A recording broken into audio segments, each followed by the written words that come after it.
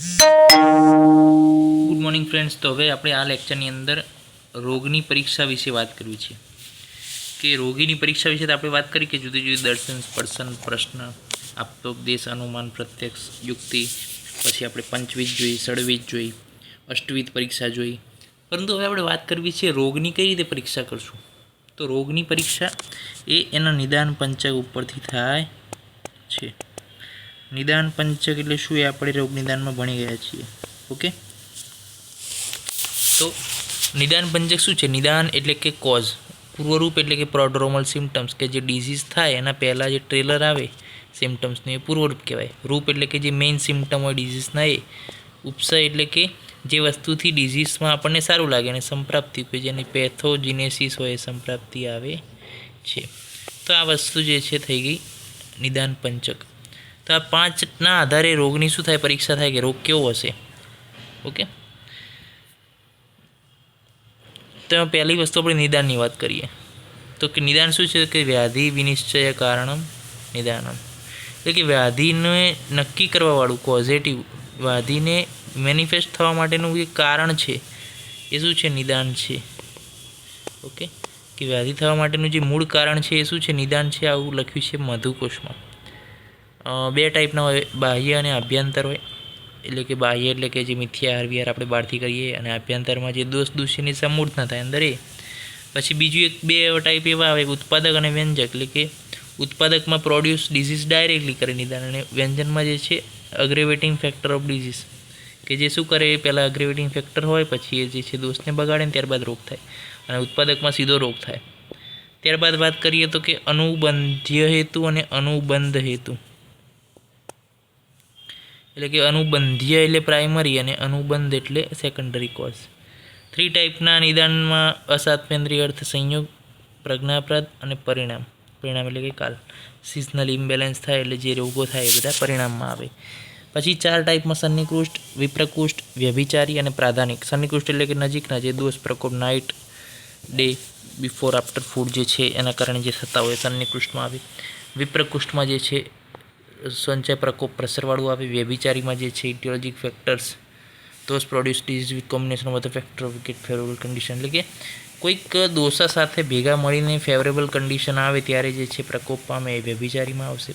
અને પ્રાધાનિકમાં શું છે? પાવરફુલ કોઝ હોય. ઓકે, પ્રાધાનિકમાં જે છે પાવરફુલ કોઝ હોય. દાખલા તરીકે પોઈઝનસ હોય, આ બધું જે છે. ઓકે, તે બધાની અંદર જે છે પ્રાધાનિક હેતુ લાગુ પડે છે. તો સન્નિકૃષ્ટ, વિપ્રકૃષ્ટ, વ્યભિચારી અને પ્રાધાનિક. પછી બાહ્ય અભ્યંતર, ઉત્પાદક વ્યંજનક, અનુબંધ અને અસાત્મેન્દ્રિય અર્થ સંયોગ, પ્રજ્ઞાપ્રદ અને પરિણામ. આ જે છે આટલા બધા જે છે નિદાન હોય છે. તો આ રીતના જે ચાર્ટિંગ કરીને પણ તમે લખી શકો છો. ત્યારબાદ વાત કરીએ તો ઇમ્પોર્ટન્સ શું? તો કે સંક્ષિપ્ત ક્રિયાયોગો નિદાન પરિવર્જન.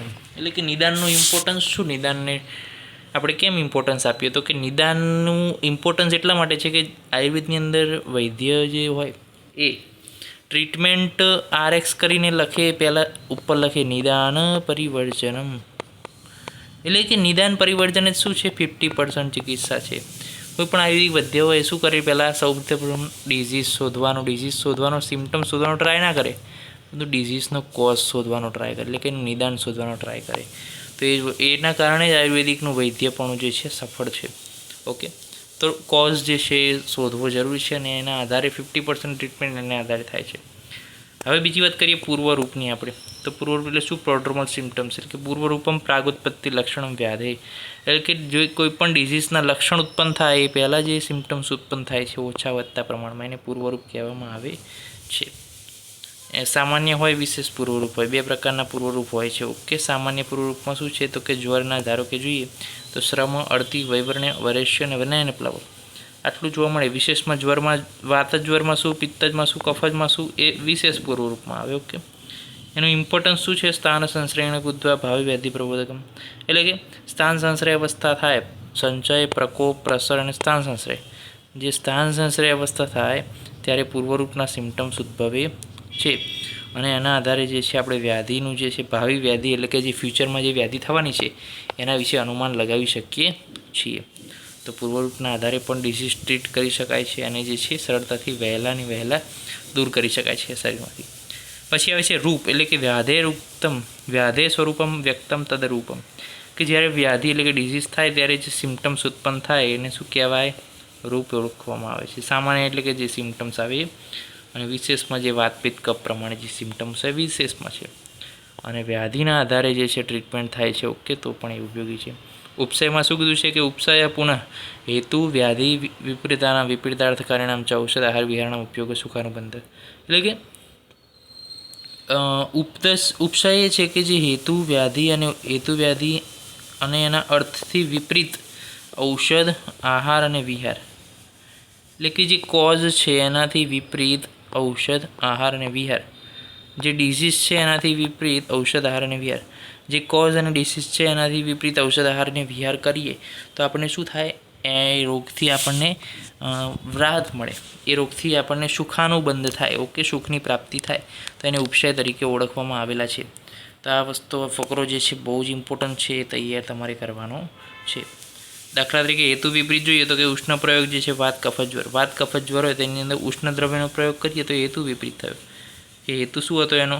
વાત કફ અને એમાં ઉષ્ણનો પ્રયોગ કર્યો. પછી માંસરસનો પ્રયોગ વાત જ જ્વરમાં કર્યો. વિશ્રામ એટલે કે વિહારમાં આવ્યો, વિશ્રામ ઇન શ્રમ જ્વર.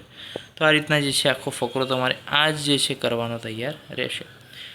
ઇમ્પોર્ટન્સ શું છે ઉપશયનું? તો કે ગુડલિંગ વ્યાધિ ઉપશયાનુપશ્યભ્યામ પરીક્ષિત, એટલે કે ગુડલિંગ વ્યાધિ એટલે કે બોધ ઉપશયાનુપશય હેલ્પ ઇન ડાયગ્નોસિસ ઓફ ગુડલિંગ વ્યાધિ, એટલે કે જ્યારે કોમ્પ્લેક્સ સિમ્ટમ્સ હોય ડિઝીઝના, ગુડલિંગ વ્યાધિ હોય ત્યારે જે છે ઉપશય બહુ જ ઉપયોગી નીવડે છે. અને છેલ્લે છે સંપ્રાપ્તિ, તો કે યથા દુષ્ટેના દોષેને યથાચનું વિસર્પિતા, એટલે કે દુષ્ટ થાય છે દોષો અને ત્યારબાદ ફેલાય છે, ત્યારબાદ શું થાય છે? સંપ્રાપ્તિ કહેવામાં આવે છે. દોષો મિક્સ થાય છે અને બધું થાય છે. ઓકે, જુઓ તો કે મિકેનિઝમ બાય વિચ દોષા ગેટ વિસિએટેડ, કે જેના શું થાય? યથા દુષ્ટેના દોષેના, જેનાથી દોષો વિસિએટેડ થાય છે. પછી શું કીધું છે? યથાચનું વિસર્પિતા, તે ફેલાય છે. અને નિવૃત્તિ રામશીયશો, અને એના કારણે શું થાય છે? રોગ ઉત્પન્ન થાય છે. અને આને શું કહેવામાં આવે છે? સંપ્રાપ્તિ કહેવામાં આવે છે. સંપ્રાપ્તિ, જાતિ, આગતિ, આ બધા સિમ્ટમ્સ છે એના, સિનોનિમ્સ છે.